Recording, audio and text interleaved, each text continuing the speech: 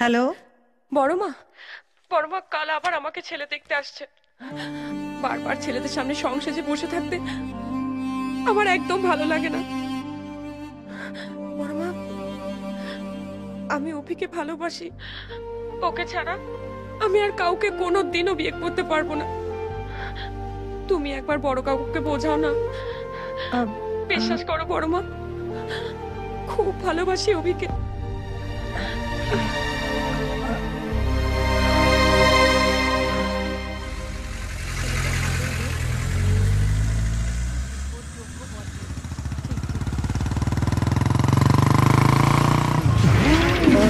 শালা একটা যেতে না যেতে আবার একটা।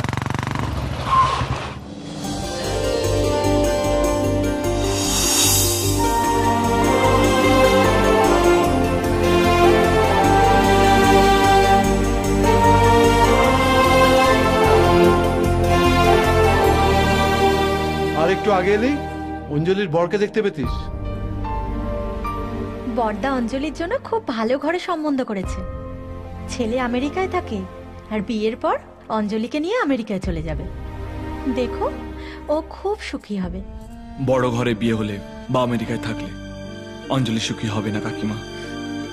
অঞ্জলি সেখানেই সুখী হবে যেখানে ও ভালোবাসা পাবে। তোমরা অঞ্জলির জন্য নিজের মনের মতো ছেলে খুঁজেছ, কিন্তু একবারও জানতে চাওনি ওর মন কি চায়।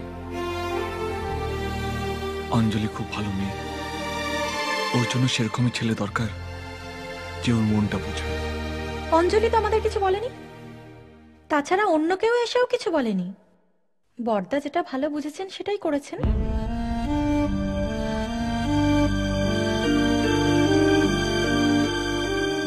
একটা কথা বলবো,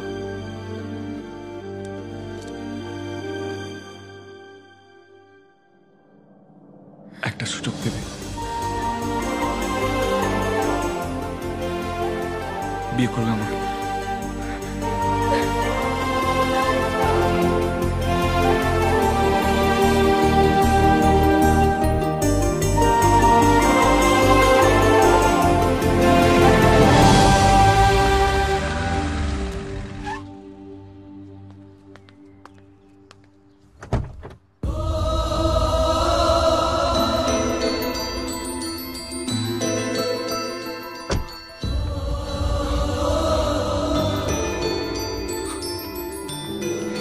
কেমন আছো বড়দি?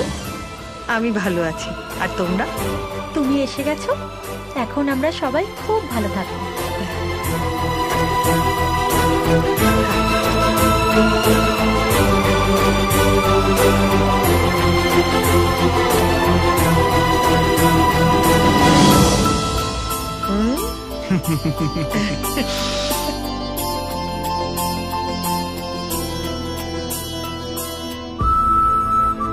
কেমন আছো? কোন স্ত্রী বোধহয় তার স্বামীকে এত বড় শাস্তি দেয়নি। আমার মন থেকে তুমি কখনোই দূরে সরে যাওনি।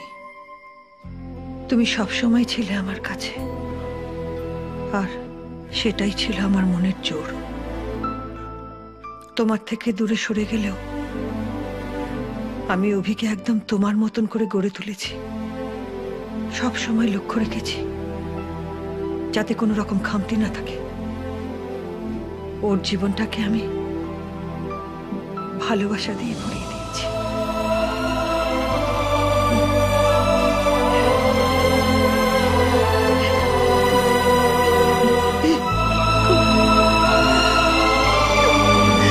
হে সোনা তুমি জেনে রাখো, বলে তো দিয়েছি আমি হৃদয়ের কথা।